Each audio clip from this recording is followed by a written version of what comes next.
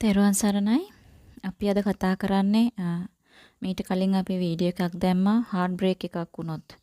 අපි ඒක හරහා යන්නේ කොහොමද? එකෙන් අපිට නැගිටින්න මොන විදිහේ පියවරවල්ද අනුගමනය කරන්න පුළුවන් කියලා වීඩියෝ මාලාවක් විදිහට වීඩියෝ කීපයක් අරගෙන අපි පළවෙනි එක අරගෙන ආවා. මේකේ දෙවෙනි කොටස.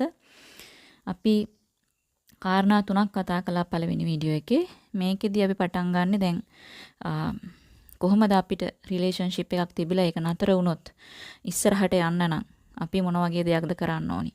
එතකොට හතරවෙනි කාරණය වශයෙන් හතරවෙනි අවස්ථාව වශයෙන් අපිට කරන්න හොඳම දේ තමයි තමන් එක්ක කතා කරන්න මේ සම්බන්ධතාවයේදී තමන්ගේ මනසත් එක්ක කතා කරන්න හොඳම වෙලාව තමයි මේ හතරවෙනි ස්ටෙප් එක. මතක තියාගන්න මෙතනින් මේක පටන් ගන්න බෑ. මීට කලින් කරන්න ඕනි කාරණා ටික අපි කලින් වීඩියෝ එකේදී කතා කරා. අනුපිළිවෙලින් තමයි මේ ටික යන්නේ. නිසා මේ හතරවෙනි ස්ටෙප් එකට එන්න කලින් අර පළවෙනි වීඩියෝ එකේ දාලා තියෙන කාරණා ටික අපි ළඟ සැපිරිලා තියෙන්න ඕනේ. ඊට පස්සේ මේ හතරවෙනි කාරණේ වශයෙන් තමන් එක්ක කතා කරන්න මේකෙන් නැගිටින්නේ කොහොමද කියන එක ගැන. උදාහරණයක් විදිහට තමන්ගෙන් විමසලා බලන්න කොහොමද මම මේකෙන් නැගිටින්නේ? මොන විදිහටද මම මේකෙන් රිකවර් වෙන්නේ කියලා ඔබත් එක්ක කතා කරලා බලන්න පුළුවන්. එහෙම නැත්නම් ඔබ ඔය தത്വයට වැටෙන්න ඔබ වෙනුවෙන් ඔබ ඉටු නොකරපු දේවල් මොනවද? මොන වගේ දුර්වලතා නිසාද මගේ අතින් වුණු මොන වගේ දුර්වලතා නිසාද මං මේ වගේ තැනකට වැටුනේ? එහෙම නැත්නම් මේ தത്വෙදී මට කරන්න තියෙන හොඳම දේ මොකක් වෙන්නේ නැද්ද? මේ ඉහත බඳගෙන අඬනවට වැඩිය, සාප කරනවට වැඩිය, මැරෙන්න හදනවට වැඩිය මට කරන්න තියෙන හොඳම දේ මොකක් වෙන්නේ නැද්ද කියලා ඔබත් ඒ කතා කරන්න පුළුවන්, ඉමසන්න පුළුවන්. එහෙම නැත්නම් මං මේ දැනට මුණ දීලා ඉන්න තත්වය හරහා ගියොත් මට මොන වගේ ප්‍රතිඵලයකට මුණ දෙන්න පුළුවන් වේද? මට මොන වගේ ප්‍රතිඵලයක් අත්දකින්න පුළුවන් වේද? මට දැනට තියෙන වැටහීමෙන් මට දැනට මේ දේවල් සම්බන්ධයෙන් තියෙන වැටහීමෙන් මේ தത്വයට මුහුණ දෙන්න තියෙන හොඳම විදිහ මොකක් වෙන්නේ නැද්ද? මට දැනට මේකට මුහුණ දෙන්න දැනුමක් තියනවද? නැත්නම් මං මේකට දැනුමක් කොහෙන් හරි හොයාගන්න ඕනිද? එහෙම නැත්නම් තමන්ට ආදරය කරන කෙනෙක් මේ වගේ තත්යකට මුහුණ දුන්නොත් එයා මොන විදිහට වැඩ කරයිද? self love පුරුදු කරන කෙනෙක්, තමන්ට ආදරය කරන කෙනෙක් මේ වගේ වෙලාවක මොන විදිහට වැඩ කරයිද? ඒගොල්ලෝ මේක කොහොම හැන්ඩල් කරයිද? ඒ අය මේ වෙලාවේ තමන්ට මොන විදිහට සලකයිද? තමන්ට මොන විදිහට සලකයිද? වැදගත්ම දේ තමයි මේ සිද්ධිය හරහා මට ඉගෙන ගන්න පුළුවන් දේ මොකක්ද? මොන වගේ දෙයක් මට ඉගෙන ගන්න පුළුවන්ද? මේ වගේ දේවල් තමන් එක කතා කරන්න බලන්න. කතා කරලා ඒවට තමන්ගේ මනස කියන උත්තර ගැන පොඩ්ඩක් විමසිල්ලෙන් බලන්න. මොකද අපි ගොඩාක් වෙලාවට පුරුද්දට තමයි මේ වගේ තැන්වලදී වැඩ කරන්නේ. මෙහෙම අපි මනසත් එක්ක කතා කරලා විමසන්නේ නැහැ. අපි මේ ජීවිතේ පුරාවටම මේ වගේ දෙයකදී වැඩ කරපු විදිහේ පුරුද්දක් තියෙනවා නම් ඒ වැරදි පුරුදු අනුව මනස ඒ විදිහට ප්‍රෝග්‍රෑම් වෙලා තියෙනවා නම් ඒ විදිහට මොහේ නැහෙනව ඇරෙන්න මේ අපිත් එක්ක කතා කරලා ගත යුතු හොඳම තීරණය මොකක්ද කියලා ගොඩාක් අය විමසන්නේ. අන්ධ බාල විදිහට තමයි අපි තීරණ ගන්න. ඒ නිසා ඔබ මේ වෙලාවේ කරන්න තියෙන හොඳම දේ තමයි තමන් එක්ක මෙන්න මේ විදිහට කතා බහ කරන්න. ඒක තමයි අපි හතරවෙනි පියවර විදිහට ඔබට අනුමත කරන්නේ. පස්වෙනි පියවර තමයි ඔබ චුට්ටක් කල්පනා කරලා බලන්න ඔබ මේ සම්බන්ධතාවය පටන් අරන් තිබුණේ. දැන් මේ සම්බන්ධතාවයක් බිඳුනහමනේ ඔබ මේ දෙයට මුණ දෙන්න ඕනි. ඔබ මේ සම්බන්ධ වෙලා හිටපු කෙනා ඔබට නියම හරිම කෙනාද? නැත්නම් ඔබට හරියන කෙනා විදිහට කෙනෙක් නිර්මාණය කරගෙන හිටියද මනසින්? ඒ කියන්නේ මෙහෙමයි. ගොඩාක් අය සම්බන්ධතාවයකදී මනෝලෝක මනක්කල්පිත ලෝක මවන්න හරිම ආසයි. විශේෂයෙන් අපි ආදරයක් කරද්දී මිනිස්සු ආදර සම්බන්ධතාවයකට ගියාම මේ මිනිස්සු හිතනවා මේ කෙනා තමයි මට හරියන එකම කෙනා. මේ කෙනා හරිම ශ්‍රේෂ්ඨ කෙනෙක්. මේ මහ පොළොවේ මෙයා විතරයි මට හරියන කෙනෙක් විදිහට ඉන්නේ. වෙන කිසිම කෙනෙක් නැහැ. එයයි මමයි සදාකාලිකවම මුළු ජීවිත කාලෙම ඊටාම සතුටින් එකටම ජීවත් වෙනවා. මෙන්න මේ විදිහට අපි හරි ආසයි මේ සම්බන්ධතාවයකදී 1 2 කරලා මවලා ලොකු කරලා හිතලා මනක්කල්පිත ලෝක ගොඩනගන්න. එතකොට ඔබ චුට්ටක් හිතලා බලන්න ඔබ ඒ විදිහට ඔබේ මනක්කල්පිත ලෝකවලදී ඔබ දැකපු හීනවල දැකපු කෙනාම නම් ඔබට මේ හමු වෙලා ඉන්නේ. ඇයි මේ සම්බන්ධය කැඩුනේ කියලා හිතන්න. ඒ කෙනාම නම් මේ ඉන්නේ ඒ සම්බන්ධය නතර වුණේ ඔබත් එක්ක සදාකාලිකවම ඉන්න ආපු කෙනා නම් මේ ඔබටම උරුම කෙනා කියලා ඔබ මාවපු කෙනාම නම් ඇයි මේ සම්බන්ධය කැඩුනේ කියලා හිතලා බලන්න. ඒ වගේම මේ සම්බන්ධය මේ විදිහට කැඩෙන්න ඉක්මවා ගියපු සීමාවන් මොනවද? ඔබ විශේෂයෙන් ඔබ දිහා බලන්න. ඔබ මොන වගේ සීමාවන් ඉක්මවා ගියේ මේක කැඩලා බිඳලා යන්න. අපි ගොඩාක් වෙලාවට සම්බන්ධතාවයකදී හිතන්නේ සම්බන්ධතාවවලදී හීනෙකදී මනෝලෝකවලදී හිතන්නේ මේ සුන්දර පොසිටිව් පැතිකඩ ගැන විතරයි. අපිට මේ වගේ අසුන්දර පැතිකඩක් තියෙනවා අසුන්දර දේවල් වෙන්න පුළුවන් අපි නොහිතන දේවල් වෙන්න පුළුවන් කියලා මිනිසුන්ට හැඟීමක්වත් එන්නේ නැහැ. සමහර විට ඒව ගැනත් හිතලා බලලා දෙදෙනාගේ චරිත ලක්ෂණ හිතන රටාව ගැන හිම පොඩ්ඩක් තේරුම් අරගෙන වෙන්න පුළුවන් නරක දේවල් ගැනත් හිතලා තිබුණා නම් සමහර විට මේ වෙනකොටත් ඒ සම්බන්ධය තියනවා වෙන්න පුළුවන්. ඒ නිසා ඔබ සම්බන්ධයක් දිහා ටිකක් බුද්ධිමත්ව බලන්න. මොලේ පාවිච්චි කරලා බලන්න. මහා බොළඳ විදිහට හිතන්නේ නැතුව ඔබේ සම්බන්ධතාවයේ දිහා පිටතින් කෙනෙක් බලන විදිහට ඔය දෙන්නගේ සම්බන්ධතාවයේ දිහා පිටතට ගිහිල්ලා කෙනෙක් බලන් ඉන්නවා පිටත කෝණයකින්. අන්න එතකොට බලන්න මේ විදිහට බලලා මේ සම්බන්ධය මේ යන විදිහට මේ හිතන පතන විදිහට මේ දෙන්න මේ සම්බන්ධය සෞඛ්‍ය සම්පන්න එකක්ද? මේක ඇත්තටම හොඳ සම්බන්ධතාවයක්ද? ඉතින් ඒක එහෙම හොඳ සම්බන්ධතාවයක් නම් ඇයි මේ විදිහට මේක අවසන් වුනේ? ඒ නිසා මෙන්න මේ විදිහට චුට්ටක් ඔබ මේ මවන මනෝලෝකයෙන් පොඩ්ඩක් බිමට බහින්න. බිමට බහැලා චුට්ටක් හොයලා බලන්න. ඇත්තටම මේ කෙනා මේ ඔබට හරියන කෙනාමද ඔබ මේ නැහෙන්නේ. ඒ කෙනා මැත්තේ මේ කෙනා මැත්තේ නැහෙන්නේ මේ හරියන කෙනාමද? දෙන්න දිහා පොඩ්ඩක් පිටතට ගිහිල්ලා බලන්න මේක ගැළපෙනවද? සෞඛ්‍ය සම්පන්නයිද? ගැළපෙනවා නම් ඇයි මේක නතර වුනේ? ඇයි මේක කැඩුනේ? ඒ නිසා ඒ විදිහට පොඩ්ඩක් නුවණින් කල්පනා කරන්න මෝඩ විදිහට බොළඳ විදිහට සම්බන්ධතාවයක් දිහා බලන්න නැතුව. ඉතින් මේකට සපෝටිව් වෙන කාරණා ටිකක් තමයි මේ කියන කාරණය දිහා බලද්දී ඔබ බලන්න මේ ඔබට මේ අවශ්‍ය විදිහේ සම්බන්ධතාවයක් ගොඩනගා ගන්න ඔබ කැමති විදිහේ සම්බන්ධතාවයක් ගොඩනගා ගන්න ඔබට ඔබ විසින් සපුරන්න බැරි වුණු අත්‍යවශ්‍ය දේවල් තියනවාද කියලා මේ සම්බන්ධතාවයේදී සමහර විට ඔබේ මනසයි ඒ කෙනාගේ මනසයි යන්නේ පාරවල් දෙකක වෙන්න පුළුවන්. ඔය දෙන්නගේ අදහස මතිමතාන්තර වෙනස් වෙන්න පුළුවන්. සමහර විට ඔබේ මනසේ ඔබේ අනිත් කෙනාගෙන් ඔබේ පාර්ට්නර්ගෙන් ඔබ බලාපොරොත්තු වෙච්ච දේවල් තියෙන්නේ නැති ඒවා ඒ අයට ඉෂ්ට කරන්න බැරි වෙන්නේ නැති. සමහර විට ඒ අය ඔබෙන් යමක් බලාපොරොත්තු වෙලා තියෙන්නේ නැති ඒවා ඔබෙන් ඉෂ්ට නොවෙන්නත් ඇති. එතකොට ඔය දෙන්න යන්නේ පාරවල් දෙකක වෙන්න පුළුවන්. මේ නිසා ඔයගොල්ලන්ගෙන් සම්බන්ධතාවයේ සුරැකීම පිණිස සිදුවිය යුතු අත්‍යවශ්‍ය දේවල් ඉෂ්ට නොවෙන්නේ නැති. සමහර විට ඔබෙනුත්. එහෙම නැත්නම් මේ සම්බන්ධතාවයේ ඒකාකාරී වගේ දැනෙනවා වෙන්න පුළුවන්. එක තැන කැරකෙනවා වගේ දැනෙන්න වෙන්න පුළුවන්. සමහර විට ඔබට හෝ ඔබේ අනිත් පාර්ට්නර්ට ජීවිතේ ඉවෝල්ව් කරගන්න ඕනි වගේ දැනෙනවා වෙන්න පුළුවන්. මේක තැන කැරකිනවට වැඩිය මානසික ටික පරිණාමය කරගන්න අවශ්‍යයි වගේ දැනෙනවා වෙන්න පුළුවන්. ඉතින් මේ වගේ ඔබ මතක් කරගන්න මේ වගේ ඕනිම සිද්ධියක් හේතු වෙන්න පුළුවන්. ඔබ මේ මවන හීන ලෝකෙට වැඩිය වෙනස් විදිහකට ඒ චරිතය හැසිරෙන්න ඕනෑ තරම ඉඩකඩ තියෙනවා.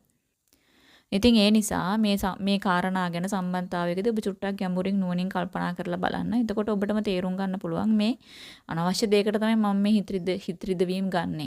මේ සම්බන්ධතාවය බිඳුණා කියලා. මෙන්න මේ කාරණා ටික ඔබට තේරුම් යනවා නම් මේක බිඳුණු එක හොඳයි. සහ ඔබට මේකෙන් රිකවර් වෙන නැගිටින ඔබට වෙනම පණක් හිතට එන්න පුළුවන්. ඊළඟ පියවර විදිහට මම හිතන්නේ 6 වෙනි එක. ඊළඟ පියවර විදිහට මට කියලා දෙන්න තියෙන්නේ ඔබට මේ සම්බන්ධතාවය නැති වුණා කියලා අනිත් කෙනාගෙන් පලි ගන්න ඕනේ නම් මොකද ගොඩක් අය පලි ගන්න උත්සාහ කරනවා. පලි ගන්න ඕනි නම් ඔබට තියෙන හොඳම පලි ගැනීම තමයි ඔබේ ජීවිතේ හිටියට වැඩිය හොඳ තැනකට අරගෙන යන එක. මෙහෙම කියන්න හේතුව තමයි ගොඩාක් අය මේ සම්බන්ධතාවයක් බ්‍රේක්අප් වුණාම පලි ගන්න හදනවා අනිත් අයගෙන්. ගොඩාක් අය එහෙමයි. එයාලව පස්සේ තැන් වලදී අල්ලගෙන රිදවනවා. එහෙම පලිගත්තේ නැත්නම් ඒ අය Taman දුර්වලයෙක් කියලා හිතනවා ගොඩක් මිනිස්සු. හිතනවා මම කොන්ද පාන නැති එකේ මම රිටර්න් එක දෙන්න ඕනි. ඒක තමයි අපේ ලොකුකම කියලා තමයි හිතන්නේ.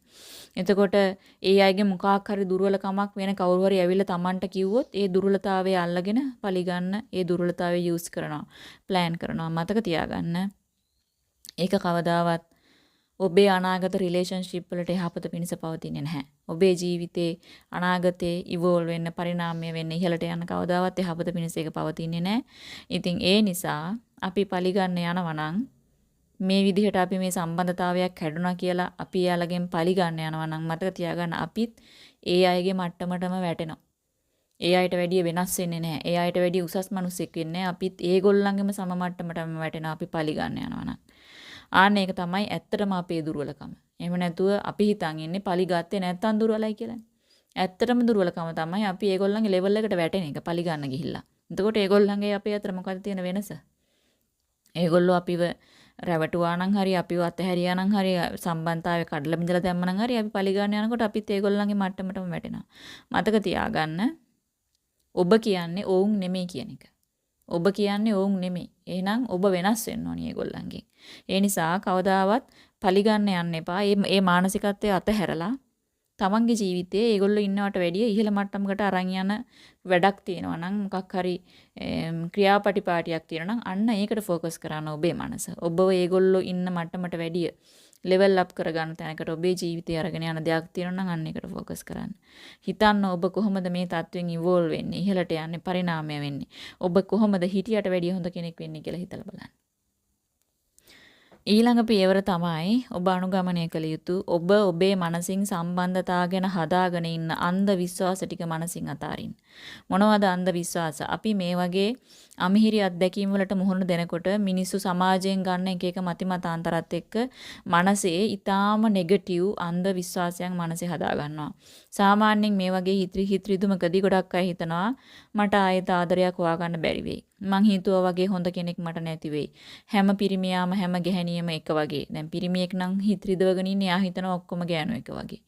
ගෑණියෙක් නම් හිතරිදවගෙන ඉන්නේ එයා හිතනවා ඔක්කොම පිරිමි එක වගේ. මට හොඳ ජීවිතයක් ලැබෙන්න තරම් සුදුසු නැතුව ඇති. මම ඒකට සුදුසුෙක් නෙමෙයි වෙන්නේ නැති. මට එච්චර පිං නැතුව ඇති. නරක දේවල්ම විතරයි මගේ ජීවිතේට වෙන්නේ. අන්න ඒ වගේ ඊටාම නෙගටිව් විදියට ඍණාත්මක විදියට අන්ධ විදියට විශ්වාස කරගෙන ඉන්න. මනසේ මුල් බැහැලා තියෙන මෙන්න මේ මතිමතාන්තර එක්ක ඔබ සටන් කරන්න ඕනේ. ඒවා ඔබේ මනසෙන් අතහරින්න ඕනේ. ඔබට ආදරය ආයෙත් ආදරයක් ඔබට ලැබෙන්න පුළුවන්. මේ ලෝකේ හොඳ මිනිස්සු ඕන තරම් ඉන්නවා. ශ්‍රේෂ්ඨ මිනිස්සු ඕන තරම් තියෙනවා. ශ්‍රේෂ්ඨ හිත් තියෙන මිනිස්සු ඕන තරම් ඉන්නවා. හැබැයි ඔබ මේ මානසික වේදනාවත් එක්ක ඉන්න වෙලාවට මේ heartbreak එක වෙලා තියෙන වෙලාවට මේ මොහොතේ ඔබ ඉන්නේ විඳවිල්ල නම් අන්න එතකොට ඔබට මේක පේන්නේ නැහැ, හිතෙන්නේ නැහැ, තේරෙන්නේ නැහැ. අන්න ඒ නිසා අපි කියන්නේ ඔබ ඒ වේදනාව විඳින ගමන් හිතනවා නම් ඇයි මටම මෙහෙම වෙන්නේ කියලා ඒක මෝඩ සිතුවිල්ලක්. මොකද ඔබට මෙහෙම පැත්තක් තියෙනවා කියලා පේන්නේ නැහැ ඒ වෙලාවට. ඒකයි අපි කියන්නේ මුල් වීඩියෝ එකේ අපි සඳහන් කරේ මුලින් මේ වේදනාව විඳින්න ඒක මාසයක් හරි ගිහලා කමන එක ඉවර කරන්න. ඊට පස්සේ ඔබ මේ කියන ස්ටෙප්ස් ටිකට එන්න ඕනේ. ඉතින් ඔබට මේක පේන්නේ නැත්තේ මේ වේදනාවට ඔබ ගිලිලා ඉන්න නිසා. ඉතින් මේ වේදනාව තුල ගිලිලා ඉන්න වෙලාවේ ඔබ හිතනවා නම් ඇයි මටම මෙහෙම වෙන්නේ කියලා ඇත්තටම මතක තියාගන්න. ඒක එච්චර හොඳ සිතුවිල්ලක් නම් නෙමෙයි. මොකද මේ ලෝකේ කිසිම දෙයක් ඒකාකාරී විදිහට ඉහළට නගින්නෙත් නැහැ, ඒකාකාරී විදිහට පහළට යන්නෙත් නැහැ. මේක ඉහළ පහළ යන එකක් තමයි ජීවිතය කියන්නේ. ups and downs වලින් යුක්ත දෙයක්. එකම ups විතරක් තියෙන ජීවිතයක් නැහැ, downs විතරක් තියෙන ජීවිතයක් නැහැ. ඒ නිසා ජීවිතේ කවදාවත් straight perfect වෙන්න ඕනි කියලා හිතන්න එපා. හැමදාම මොහොතින් මොහොත දසමෙන් දසමේ perfect වෙන්න ඕනි කියලා හිතන්න එපා. ඒක හරි මෝඩ තකතිරු අදහසක්. ඒ මතයට එන්න එපා. එහෙම වෙන්නේ නැහැ. එහෙම වෙච්ච ජීවිතයක් මෙයාලෝ කොහෙවත් නැහැ. ඉතින් ඒකෙන් කවදාවත් ඔබට සැබෑ ඔබ බවට පත් වෙලා මේ තියෙන තත්ත්වත් එක්ක ඔබේ ජීවිතේ ඉවෝල්ව් කරගන්න කිසිම උදව්වක් ලැබෙන්නේ නැහැ ඒ අදහසින්. ඉතින් ඒ නිසා ඔබ ඔබේ රිදුම් වේදනා ඔබ විඳිනවා නම් මේ වෙලාවේ ඔබේ ජීවිතේ කඩා වැටිලා නම් ඔව් මගේ ජීවිතේ කඩා වැටිලා කියන ඔබ මේ දැන් ඉන්න සැබෑ තත්ත්වය බාර ගන්න. ඔබ ඔබම වෙන්න. දැන් ඉන්නේ මම කඩා වැටුණු මමෙක් විදිහට නම් ඒ කඩා වැටිච්චි මම බවට පත් වෙන්න අවංකව. ඇත්තටම නම් මේ වගේ හිත්‍රිදීම් තමයි ඔබ වඩාත්ම අවංකවම ආදරයෙන්ම වැළඳගත යුතු හැඟීම් ආවේග ටික වෙන්නේ. මේ වගේ හිත්‍රිදීම් දුක් වේදනා තමයි ඔබ ආදරෙන් වැළඳ ගන්න ඕනේ හිත්‍රිදීම් ඉමෝෂන්ස් හැඟීම් ආවේග වෙන්නේ. ඉතින් ඔබ ඒ වුණාට කරන්නේ ඒකට වෛර කරන එක. ඇයි මේ හිත්‍රිදීම් මේ වගේ දුක් වේදනා වැළඳ ගන්න ඕනි ආදරෙන්ම අවංකවම වැළඳ ගන්න ඕනි කියලා කියන්නේ ඒවා තමයි අපිව විශාල වශයෙන් ඉදිරියට අරගෙන යන්නේ අපේ ජීවිතේ උඩට අරගෙන යන්නේ මිනිස්සුන්ට නැගිටින්න හිතෙන්නේ රිදෙන වෙලාවට මිනිස්සු නැගිටින්නෙත් රිදෙච්ච වෙලාවට ඒ වෙලාවට එයාලට දැනෙනවා එයාලා මම මගේ කකුල් දෙකෙන්ම මම නැගිටින්න ඕනි වෙලාව මේක තමයි කියලා මිනිසුන්ට හිතෙන්නේ රිදෙනකොට විතරයි තමන්ට තමන් කතා කළ යුතු වෙලාව ඒක තමයි කියලා මිනිසුන්ට හිතෙන්න ගානේ රිදෙනකොට. රිදුනම තමයි ඔන්න ඔය කාරණා ටික වෙන්නේ. ආන්නේ නිසායි ඔබේ හිත රිදීමක් තියෙනවා නම් දුකක් තියෙනවා නම් ආදරයෙන් අවංකව වැළඳගත යුතුම ඉමෝෂන්ස් ටික ඒ ටික කියන්නේ. හිතන්න ඔබ නිකමට හැමදේම හොඳම විදියට සිද්ධ වුණා නම් අපි කවදාවත් ඉවෝල්ව් වෙයිද කියලා, පරිණාමය වෙයිද කියලා, ටික ටික ශ්‍රේෂ්ඨත්වයටපත් වෙයිද කියලා, විප්ලවීය අදහස් අපේ මනසට එයිද කියලා එන්නේ නැහැ. අපි ඔහේ ඇල් මැරිච්ච ජීවිතයක් තමයි ගෙවන්නේ. ඉතින් ඔබ හිතනවා නම් මේ වගේ තත්වයකදී ඇයි මටම මෙහෙම වෙන්නේ, මට ආය කවදාවත් හරියන්නේ නැහැ කියලා මතක තියාගන්න. අන්න ඒ විශ්වාස ඔබේ ජීවිතයේ ඉස්සරහට යන නොදී පස්සට ඇදලා තියෙනවා. ඒවා අන්ධ විශ්වාස, මෝඩ විශ්වාස. ඔබේ ජීවිතයේ ඉස්සරහක් ඔබට පේන්නේ නැතුව යනවා. ඒ විශ්වාස විසින් ඒක වහලා දානවා. නමුත් අපි කොහොමද දන්නේ ඔබේ දෛවයේ වෙනස් විදිහකට ලී වෙලා තියෙන්න පුළුවන්? ඒක ඔබට පේන්නේ නැහැ. ඔබ හිතනවට වැඩිය වෙනස් විදිහකට, විප්ලවීය විදිහට, ශ්‍රේෂ්ඨ විදිහට ඔබේ දෛවයේ ලී වෙලා තියෙන්න පුළුවන්. ඉතින් මතක තියාගන්න අපිට ගොඩාක් හොඳ වටිනා විශාල ශ්‍රේෂ්ඨ දේවල් ලැබෙන්න තියෙනවා නම් පුංචි පුංචි දේවල් අපිට කොහොමවත් ලැබෙන්නේ නැහැ තමයි. වඩා වැදගත් නැති, ශ්‍රේෂ්ඨ නැති පුංචි පුංචි දේවල් අපේ ජීවිතෙන් ගිලිහිලා යනවා. අපේ දෛවයේ එළිය වෙලා තියෙනවා නම් ශ්‍රේෂ්ඨ වටිනා වැදගත් දේවල් ලැබෙන්න. ඒ නිසා ඒවා නොලැබුණාට දුක් වෙන්න එපා. සාමාන්‍යයෙන් ඔබ හිතන්නේ මේ වගේ තත්වයකදී මුළු ලෝකෙම කෙලවර වුණා වගේ කියලා තමයි ඔබ හිතන් ඉන්නේ. මට කවදාවත් සතුටක් ආදරයක් ආයි ලැබෙන එකක් නැහැ කියලා ඔබට හිතෙනවා. නමුත් ඇත්තටම ඒක නෙමෙයි ඇත්ත. ඔබ මේ වෙලාවේ ඉන්නේ ලොකු වේදනාත්මක හිත රිදීමක නම් ඔබ ඉන්නේ එක්තරා ආකාරයක ඉමෝෂනල් ස්ටේට් එකක විතරයි. යම් කිසි විදිහකට හැඟීම් ආවේග සහිත ලෙවල් එකක මට්ටමක ඔබ ඉන්නවා විතරයි. ඔබ මේ හැඟීම් වලට යට වෙලා මේ වෙලාවේ කල්පනා කරන එක විතරයි කරන්නේ. ඔබට මේ වෙලාවේ තර්කානුකූලව හිතන්න වෙලාව ඇවිල්ලා නැහැ තාම. ඔබ ඉන්නේ යම්කිසි හැඟීම් ආවේග ටිකකට යට වෙලා විතරයි. ඇත්තටම මෙන්න මේ ටික ඔබ තේරුම් ගන්නවා නම් ඔබට හරියටම මාසයක් විතර යනකොට ටික ඔය ඉමෝෂනල් ස්ටේට් එකෙන් ඔබේ මනස අයින් වෙනවා. ඔය හැඟීම් ආවේග ටික අඩු වෙන්න පටන් ගන්නවා. ඔබට ඒක තේරුම් ගන්න පුළුවන් නම් ඔබට ඒක මතක් වෙනවා නම් අර හැඟීම් ආවේග වලින් ඔබේ මනස යට කරගන්නේ නැතුව යනවා. මේ ලෝකේ කවදාවත් කොහෙවත්ම නැහැ කිසිම කෙනෙකුට අත්දකින්න ලැබිලා නැහැ සදාතනිකව පවතින දුකක් වේදනාවක්. සදාතනිකව කිසිම දුකක් වේදනාවක් පවතින්නේ නැහැ. ඔබ දැනගන්න ඕනේ ඔබට සනීප වෙන්න, සුව වෙන්න වෙලාව ඕනි කියලා. සුව වෙන්න ඔබ වෙලාව ගත යුතුයි. අපේ මනස හිත රිදීමකට ආවම සනීප වෙන්නේ කල් ගිහිලා ටිකක් වෙලාව ගිහින්. ඒක ඔබ තේරුම් ගත යුතුයි. එතකොට මේ ටික ඔබේ මනස සුව වෙද්දි, සනීප වෙද්දි දවසක් එනවා ඔබට හොඳයි මට පුළුවන් දැන් මේක ඇක්සෙප්ට් කරන්න, බාර ගන්න පුළුවන් කියලා විශ්වාසය එන මොහොතක් එනවා ඔබට. අන්න එතකන් මේ වගේ හැඟීම් ආවේග වලට යට වෙලා, හිත රිදීම් වලට යට වෙලා ඉන්න වෙලාවේ ඩිසිෂන් ගන්න යන්න එපා. ඔබට දවසක් එනවා මේ කියන විදිහට හරි මට පුළුවන් ඉස්සරහට යන්න. එහෙම දවසක් එනවා මට මේකට මූණ දීගෙන මගේ ජීවිතය ඉස්සරහට අරන් යන්න පුළුවන් කියලා හිතෙන මොහොතක් එනවා. ඔබට විශ්වාස නැතිනම් මේ විදිහට මේ වැඩ ටික කරගෙන යන අනිවාර්යෙන් එහෙම දවසක් එනවාමයි. ඒ නිසා ඒ දවස වෙනකන් අර හැංගීම් ආවේග වලට යට වෙලා තීරණ ගන්න යන්න එපා. අපි ඒ වෙලාවට තමයි ලොකුම මෝඩකම් ටික වැරදි ටික කරන්නේ. මනස හිත රිදීමට යට වෙලා පීඩාවෙන් ඉන්න වෙලාවට තීරණ ගන්න ගිහින් තමයි ලොකුම වැරදි ටික කරන්නේ. උනාට පස්සේ අනේ අයියෝ කියලා ඊට පස්සේ වැඩක් නැහැ. මොකද එක තප්පරයකින් අපි මේ වගේ තීරණ ගන්නවා. අර හැංගීමට ආවේගයට මුහුණ දෙන්න පණ නැති නිසා මේ தত্ত্বය හැන්ඩල් කරන්න දන්නේ නැති නිසා අපි ශනික තීරණ ගන්නවා අරගෙන වැරදි තීරණ අරගෙන වැරදි දේවල් ක්‍රියාත්මක කරනවා. අන්න ඒ නිසායි අපි කියන්නේ ඒ වගේ தত্ত্বයකදී හැංගීම් ආවේග ආවහම ඒවට තමන්ව පාලනය කරන්න ඉඩ දෙන්න එපා. ඒ නිසායි කියන්නේ ඒවට හැමින් පවතින ඉඩ හැරලා ඒවා යනකම් ඒවා දීවල යනකම් ඉඩ දෙන්න ඒවට. ඊට පස්සේ අපිට අවශ්‍ය විසඳුම ගන්න වෙලාවක් එනවා. නමුත් ඒ හැංගීම් වලට යට වෙලා ඉද්දී කවදාවත් තීරණ ගන්න එක හොඳ නෑ. මොකද ඒක නෙමෙයි තීරණ ගන්න තියෙන හොඳම වෙලාව. ඉතින් මේ තමයි ඊළඟ ස්ටෙප්ස් ටික මම කතා කරන. අදට මේ ටික ඉවර කරනවා. ඊළඟ වීඩියෝ එකෙන් අපි ඊතුරු පියවරවල් ගැන කතා කරමු. තෙරුවන් සරණයි.